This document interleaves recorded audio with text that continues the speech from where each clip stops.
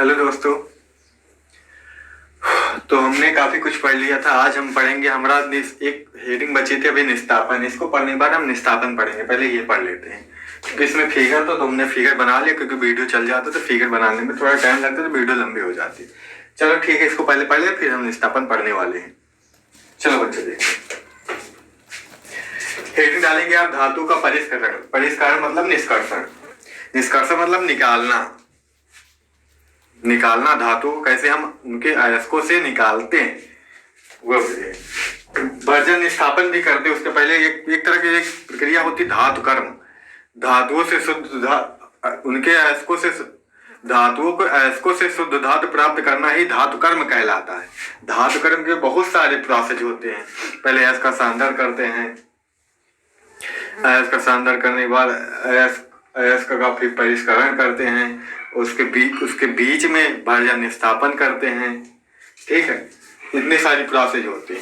तो हमने version निष्ठापन, version तो देख लिया था, निष्ठापन देख लेंगे। अभी एक अपचयन होता है, उसको भी देख लेंगे। पहले हम धातु को परिष्करण कर लेते हैं। आपके अभी 10th की क्लास में पूरा टॉपिक नहीं है लंबा सा, जो इसमें से मेन चीजें हैं वो है आपके सिलेबस में, तो उन्हें हमें पढ़ना है। ठीक है बच्चे, चलो देख लेते हैं धातु का परिष्करण या निष्कर्षण। फर्स्ट ऑफ ऑल हमें किसका परिष्करण करना है? कॉपर का। किसका कर रहा है यहाँ पे? कॉपर का। अब इसमें पहले आप लिखेंगे ये हेडिंग डाल के लिखो पहले, फिर मैं आगे बताता हूँ। लिखो धातुओं के परिष्करण की, धातुओं की परिष्करण की सर्वाधिक प्रचलित विधि, सर्वाधिक प्रचलित विधि, सर्वाधिक प्रचलित विधि, सर्वाधिक प्रचलित विधि विद्युत अपघटनीय, विद्युत अपघटनीय परिष्करण है। परिष्करण है, ठीक। अब हेडिंग डाल लो विद्युत अपघटनीय परिष्करण। अब हेडिंग डाल लो विद्युत अपघटनीय ना है, अपघटनीय परिष्करण डाल लो। चलो डाल लो। अब इस हेडिंग का ये फिगर है, इस हेडिंग का ये फिगर है। अब ये फिगर बनाना है, जो बताऊंगा समझाऊंगा वो लिखना भी है। चलो आप लोग वीडियो रोक के फिगर बना लेंगे या फिर स्क्रीनशॉट ले लेंगे और फिगर बना लेंगे आराम से देख के। पहले लिख लेना, फिर वीडियो रोक के या फिर देख के जैसे भी करना हो कर लेना, फिगर बनाना है पर। और एनसीईआरटी वाली बुक होगी आपके पास, यही एनसीईआरटी वाली बुक, तो इसमें ये फिगर बना भी है। ठीक है बेटा, ये फिगर बना भी है, आप देख लेना। ये देखो ये फिगर बना है ना, यही फिगर है यहाँ पे मैंने बनाया। एनसीईआरटी वाली बुक महंगी नहीं आती है, इसमें जो काम के फिगर हैं वो सब दिए गए। कितने रुपए? 50-60 रुपए, 66 रुपए पड़ा है इसमें मूल्य। चलिए, अगर मिल रही तो आप इसे मंगवा सकते हैं, अभी काम चलाऊ हो जाएगी आपको। ठीक है पर चलो, ये बुक तो सभी के पास कंपलसरी होनी चाहिए, क्योंकि एनसीईआरटी सिलेबस, एनसीईआरटी की बुक तो होनी ही चाहिए। बाकी आप पढ़ने के लिए कुछ भी ले सकते हैं। चलो बेटा, होता क्या इसमें, एक ये यहाँ पे कुंजी लगी है। क्या लगी है? कुंजी। कुंजी को दबाएंगे तो धारा बहने लगेगी। यहाँ पे ये बैटरी लगी है, बैटरी लगी, इधर प्लस वाला इधर माइनस वाला है। चलो इलेक्ट्रॉन किधर जाते हैं? इलेक्ट्रॉन इधर से जाते हैं, इलेक्ट्रॉन इधर जाते हैं। इलेक्ट्रॉन माइनस होते हैं ना, तो प्लस की तरफ भागेंगे, तो ये माइनस वाले इलेक्ट्रॉन प्लस के पॉइंट की तरफ भागते हैं बैटरी के। तो इलेक्ट्रॉन फिर उधर इधर आते हैं, तो माइनस होके इधर जाते हैं। जो कैथोड होता है हमारा माइनस चार्ज होता है यहाँ पे, जो हमारा एनोड होता है वो धन चार्ज होता है। कैथोड किसका होता है? एनोड किसका होता है? एनोड जो होता है अशुद्ध धातु का होता है, कैथोड जो होता है शुद्ध धातु का होता है। एनोड मोटा लेते हैं, कैथोड पतला छड़ लेते हैं। ठीक, इन्हें इलेक्ट्रोड भी आप बोल सकते हैं, इन्हें छड़ भी आप बोल सकते हैं, कोई दिक्कत वाली बात नहीं। चलो अब होता क्या है, ये क्या भरा है सर? ये अम्लीय CuSO4 कॉपर सल्फेट का विलयन है। CuSO4 दिख रहा होगा ना बेटा, हम बोल रहे हैं, न दिख रहा हो? CuSO4 का विलयन है, एक टैंक में भरा है। अब होता क्या है, जब हम विद्युत धारा प्रवाहित करते हैं, प्रवाहित करने पर भाई देखो कॉपर है, इसने इलेक्ट्रॉन का त्याग कर दिया।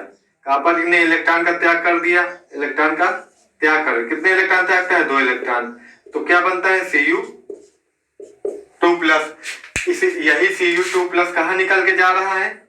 अब ये देखो इलेक्ट्रॉन खींच उधर जा रहा है तो इलेक्ट्रॉन चला जा रहा है, इलेक्ट्रॉन जा रहा है तो CuSO4 आयन के रूप में विलयन में आ जाता है। किसके विलयन में? अम्लीय विद्युत अम्लीय CuSO4 या CuSO4 का विलयन जो है यहाँ पे विद्युत अपघट्य का कार्य कर रहा है। किसका कार्य कर रहा है?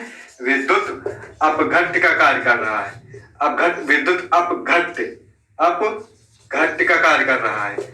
अब विद्युत अपघट्य क्या होते हैं? वे ऐसे पदार्थ जिनमें विद्युत धारा बह सकती है विद्युत अपघट्य कहलाते हैं। विद्युत अपघट्य कहलाते हैं ऐसे पदार्थ जिनमें विद्युत धारा नहीं बह सकती विद्युत अनपघट्य कहलाते हैं। यहाँ पे धारा बह सकती है, इसमें ये विद्युत अपघट्य का कार्य कर रहा है। चलो समझ गए। विलयन में देखो जो तार होते हैं हमारे उनमें तो विद्युत धारा इलेक्ट्रॉन के रूप में बहती है, जो विलयन होता है उसमें विद्युत धारा आयन के रूप में बहती है। जो इसलिए यहाँ पे देखो Cu+ जा रहे हैं और Cu+ इस राड में जा रहे हैं। विलयन में भी धारा बह रही है, इधर से तो धारा बह रही है, विलयन में भी धारा बह रही है। समझ आ गई बात? चलो होता क्या है आगे देखते हैं। जब विद्युत धारा प्रवाहित की जाती है तो एनोड से Cu कॉपर के आयन विलयन में चले जाते हैं, विद्युत विलयन में या फिर विद्युत अपघट्य में चले जाते हैं, विद्युत अपघट्य में चले जाते हैं तथा जो विलेय अशुद्धियां जो होती हैं, ये अशुद्ध ना, इससे जो जाएगा कॉपर अशुद्ध होगा ना, अशुद्ध तो होगा, शुद्ध तो होगा नहीं। ये जो एनोड कैथोड होते हैं वो कॉपर के ही होते हैं। ये यहाँ पे शुद्ध कॉपर का एनोड है, यहाँ पे शुद्ध कॉपर का कैथोड है। ये शुद्ध कॉपर की छड़ इसे कैथोड कह दिया, ये अशुद्ध कॉपर की छड़ है इसे एनोड कह दिया। समझ में आ गई बात? तो ये जब आयन कहाँ जाएगा? विलयन में जाता है, विद्युत अपघट्य में आयन जाता है कॉपर का आयन। जो गलित होता है, जो गलित होता है वो विलयन में विचलित हो जाता है। जो गलित होता है वो विलयन में विचलित इधर उधर भटका करता है। जो अविलेय होता है वो नीचे एनोड के नीचे अपद्रव्य के रूप में, अपद्रव्य के रूप में मतलब अशुद्धि के रूप में नीचे बैठ जाता है, जिसे एनोड पंक कहते हैं। पंक मतलब कीचड़ होता है, पंक मतलब कीचड़, कीचड़ ये तो है नीचे बैठ गया है, अशुद्धि ये तो है, कीचड़ अशुद्धि होती है इसलिए पंक शब्द इस्तेमाल कर लेते हैं। समझ आ गई बात? और क्या होता है? और जब मान लो अब सर तो ये तो बताओ CuSO4 का विलयन भरा है, इसमें 2+ आयन आ रहे हैं, कहां से आ रहे हैं? इस वाली छड़ से। तो इसमें आयन Cu2+ आयन ज्यादा नहीं हो जाएंगे? ज्यादा नहीं होते। देखो अब इसी विलयन से Cu+ के आयन कहाँ जाते हैं? इसमें इस क्षण पर इकट्ठे होते रहते हैं, इस क्षण पर इकट्ठे होते रहते हैं। बस ये क्षण का तो क्षरण होता रहता है, लेकिन ये क्षण पे Cu कॉपर के आयन इकट्ठे होते रहते हैं। जो यहाँ पे आयन इकट्ठे हो रहे हैं वो क्या है? शुद्ध है। वो क्या है? शुद्ध है। अब ये आयन सर ये वाले आयन है कि इसमें के आयन है? तो बेटा इसमें के आयन है। ये वाले आयन तो अशुद्ध थे, इसमें के आयन शुद्ध। ये वाला कॉपर की जो इसमें कॉपर सल्फेट में कॉपर है ये वाला शुद्ध था, ये भी तो टूट जाता है जब धारा प्रवाहित करेंगे, ये भी टूटेगा, 2+ और 2- में टूटेगा। तो ये वाले आयन इस पर इकट्ठे हो जाएंगे शुद्ध वाले पे। बात समझ में? यही चीज होता है। और बस ये प्रोसेस हो गई हमारी। ये अशुद्ध कॉपर था, ये अशुद्ध कॉपर पूरा एक मान लो क्षण बहुत सारी ये धीरे धीरे गलती जाएगी, छोटी होती जाएगी, पतली होती जाएगी, मोटी सी। समझ में आ गई बात? अब ये पूरी खराब हो जाएगी, पूरी समाप्त हो जाएगी। समझ गए हम? कॉपर हमारा पूरा चला गया। यहाँ पे वो सब कॉपर इकट्ठा हो जाएगा विलयन से, और जो इसमें का शुद्ध कॉपर है वो नीचे आ जाएगा। बात समझ में आ गई? बात समझ में आ गई? यही होता है। तो हमारा बस धारा बंद कर देते हैं, हम इस कॉपर को अलग कर लेते हैं, हमें शुद्ध कॉपर आसानी से मिल जाता है। समझे बेटा? यही होता है। चलो स्पीड में अब लिख लेते हैं, समझने के लिए समझा दिया मैंने। चलो लिखो हेडिंग क्या डाला? धातुओं की विद्युत अपघटनी विधि, है ना? विद्युत अपघटनी परिष्करण। चलो लिखो इसके द्वारा Cu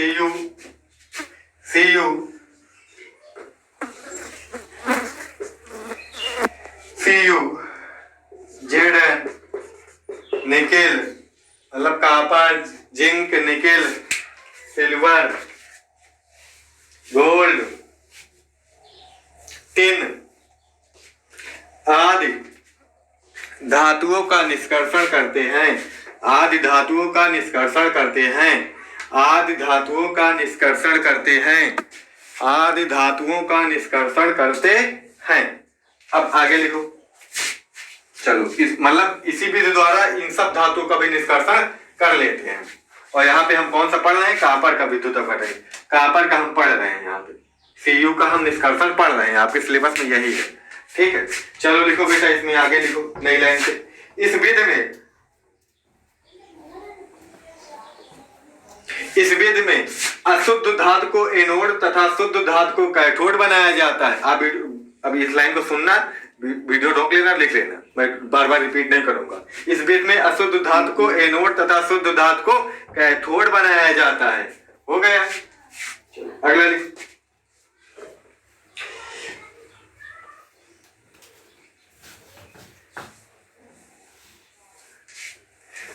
विद्युत अपघट्ट के रूप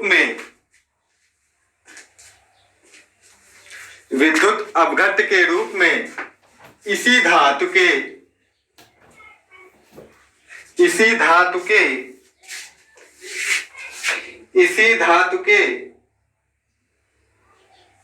लवण विलयन का उपयोग करते हैं।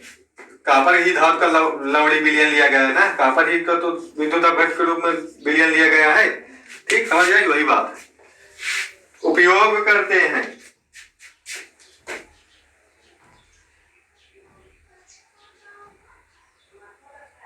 जब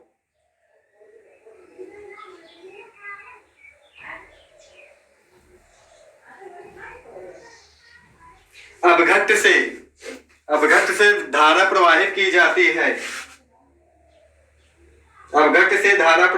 जाती है, तब एनोड पर स्थित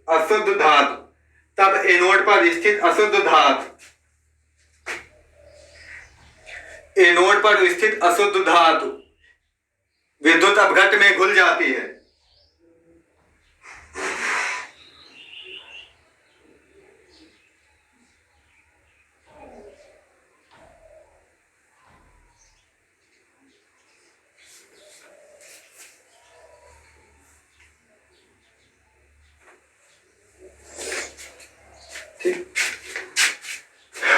तथा आविलेय अशुद्धियां या आविलेय अशुद्धियां एनोड के नीचे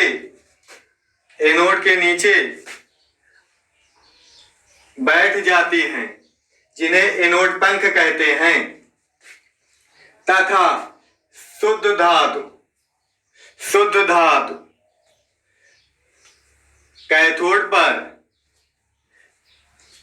पर निक्षेपित मतलब इकट्ठा हो जाती, या फिर इकट्ठा होना लिख लो। शुद्ध धातु कैथोड पर इकट्ठा हो जाती है, देखो यहाँ पे Cu आयन जा रहा है ना, यहाँ पे इलेक्ट्रॉन आ रहा है, इसके पास इलेक्ट्रॉन का अधिकता हो जाएगी, इसलिए तो जा रहा है। यहाँ पे Cu2+ आयन इलेक्ट्रॉन ले लेगा यहाँ से। भाई जो इलेक्ट्रॉन है इधर से निकल के इधर ही तो आ रहे हैं, इधर से इलेक्ट्रॉन ले लेगा, फिर Cu में बना लेगा कॉपर में, समझे?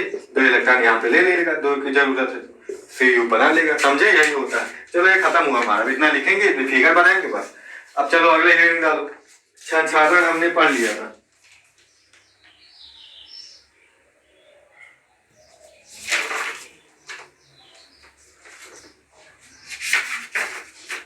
एक डालो मिश्र धातु, एक डालो बेटा मिश्र धातु।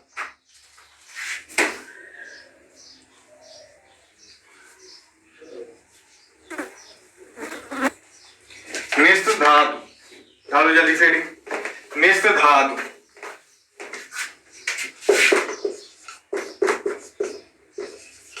लिखो लिखो लिखो बेटा लिखो। 2 या 2 से अधिक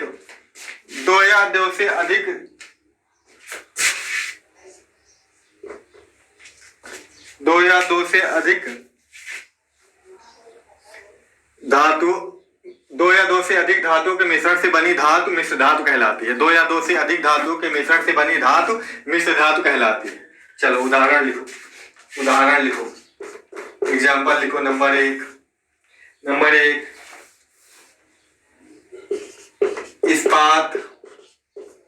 इस्पात या स्टील लिख लो। नंबर दो पीतल ये सब मिश्र धातु है। नंबर 3 कांसा, तो कांसा। Number 4 shoulder. Number 5 amalgam. चलो बराबर लगा लो इनमें और आगे जो बोल रहा हूँ लिख लो। चलिए लिखो, जल्दी लिखो। इसमें लिख लेना लोहा प्लस निकेल प्लस क्रोमियम। लिखना लोहा ऐसे प्लस निकेल और प्लस क्रोमियम ऐसे लिखना। इसमें भी ऐसे लिखना। लिखो मतलब इन तीनों धातुओं के मिलने से ये मिश्र धातु बनती है। कई धातुओं के मिलने से बनती है ना मिश्र धातु, तभी तो मिश्र मतलब मिक्सचर होता है धातुओं का। अब पीतल में लिखो, पीतल में लिखो copper plus zinc, copper plus zinc, copper plus zinc लिख लिया। चलो सोडा में लिखो lead plus tin, lead plus tin, lead plus tin. इसमें कापर टिन था, इसमें लेड प्लस पीबी और क्या था, टिन था, टिन। ठीक, लेड प्लस टिन। इसमें अमलगम में मरकरी प्लस अन्य धातु। इसमें कई धातुओं को होता है, एच तो होता ही प्लस और अन्य धातु हो सकती है, कोई भी हो सकती है, कईयों से बनता है। ठीक है, समझ गए, हो गया।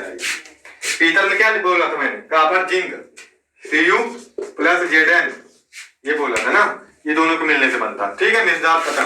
ये पूछता है ऑब्जेक्टिव में, पूछ लेगा इसमें कौन सी धातु होती है। आसन देगा 3, एक बोल रहा कौन सी नहीं होती है। ठीक, कुछ भी पूछ सकता है। चलो अब निस्तापन पढ़ना है ना। चाहे डालो निस्तापन, निस्तापन हेडिंग डालो, डालो बेटा निस्तापन हेडिंग डालो, निस्तापन हेडिंग डालो। लिखो लिखो कार्बोनेट अयस्क को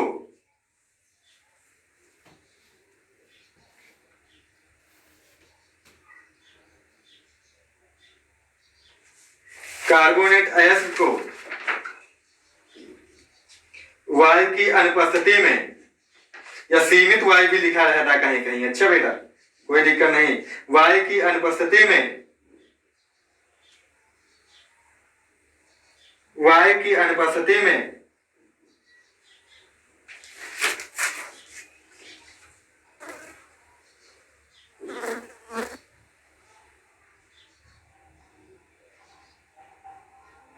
गर्म करने पर यह ऑक्साइड में बदल जाता है, गर्म करने पर यह ऑक्साइड में बदल जाता है।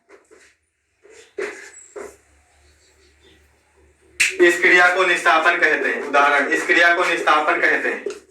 जिंक का कार्बोनेट है जैसे, इसको क्या करेंगे हम, गरम, तो ये क्या होगा, ऑक्साइड में बदल जाएगा, ZnO में बदल जाएगा और CO2 कार्बन डाइऑक्साइड के बाहर निकल जाएगा, ZnO जिंक ऑक्साइड बन जाएगा। ठीक है, ऑक्साइड में बदल जाता है ना। हो गया इसका उदाहरण। चलो हो गया इसका उदाहरण। अब ये बना है, इसका क्या कर देते हैं अपचयन, तो जिंक प्राप्त हो जाती है। इसका क्या कर देते हैं अपचयन, अपचयन पढ़े हो ना, अपचयन या रिडक्शन बोलते हैं ना इसको। चलो इसका क्या कर देते हैं Zn का अपचयन। अपचयन किसी भी धातु कार्बन की उपस्थिति में हो सकता है, अपचयन कर देते। कार्बन की उपस्थिति में क्या कर देते हैं हम, गरम कर देते हैं। क्या कर देते हैं बेटा, हम गरम कर देते हैं, तो Zn अलग हो जाएगा, CO अलग हो जाएगा। ये कार्बन मोनोऑक्साइड है। अच्छा, अपचयन में क्या लिखोगे, अपचयन में क्या लिखोगे, जैसे लिखोगे निस्तापन से प्राप्त, ये वाला प्राप्त हुआ ना, निस्तापन से प्राप्त धातु ऑक्साइड का अपचायक, जो अपचयन करवा दे, अपचायक ब्रेकर में लिख लेंगे कार्बन, ब्रेकर में क्या, अपचायक, ब्रेकर में कार्बन के साथ अपचयन करवाने पर धातु प्राप्त हो जाती है। देखो धातु प्राप्त हो गई, धातु प्राप्त हो जाती है। ठीक है, बस हो गया ये। चलो इतना पढ़ना था हमें, और जो थोड़ा बड़ा बचा होगा मैं कल करवा दूंगा। और लगभग आपका लेसन कंप्लीट है बेटा, आपका लेसन लगभग ये 90% पूरा होगा। तो देखना पड़ेगा अभी क्या बचा है जो काम का हो। देख के उतना मैं बता दूंगा। कल जो नहीं होगा, अगर नहीं होगा तो हम अगला लेसन स्टार्ट कर देंगे। अगर 2-4-5 मिनट का होगा बताने लायक तो हम उसको बता देंगे, नहीं तो अगला लेसन पढ़ना शुरू कर देंगे। अब हमारा अगला लेसन जो है कार्बन तथा उसके यौगिक है, बहुत लंबा लेसन, सबसे ज्यादा इसी लेसन से नंबर का आता है सबसे ज्यादा यूपी बोर्ड में। तो इस लेसन से 8-10 नंबर फिक्स है, 7 से 10 नंबर पक्का फिक्स है, इससे कहीं नहीं गए, समझे बेटा। तो फिर इससे पढ़ने के बाद हम एक लेसन और बचेगा केमिस्ट्री में, तत्वों का वर्गीकरण। सोच रहा तो मैं पहले उसका पढ़ लूं, लेकिन मैंने सोचा एक तरफ से ही चलते ना। अब पहले इसका नंबर तो कार्बन वाले तो कार्बन वाला पढ़ लेते। ठीक है बच्चे, तो लगभग ये लेसन खत्म हो गया है। जो कुछ बचा होगा मैं देख लूंगा क्या बचा हाथ के काम का, ठीक है, मैं उसको पढ़ा दूंगा। तो हमारा अगर पसंद आया हमारा पढ़ाना, समझ में आता है, तो आप सपोर्ट किया करें हमें, हमारे वीडियोस को शेयर किया करें उन दोस्तों को जो अभी पढ़ नहीं रहे हैं या फिर पढ़ रहे हैं तो उन्हें समझ में नहीं आता, शायद हमारे वीडियो देख के उन्हें समझ में आए। ठीक है बच्चे, तो हमारे चैनल को अभी तक आपने सब्सक्राइब नहीं किया तो सब्सक्राइब करेंगे और हमारे वीडियोज को लाइक करेंगे। तो मिलेंगे नेक्स्ट वीडियो में। Thank you so much.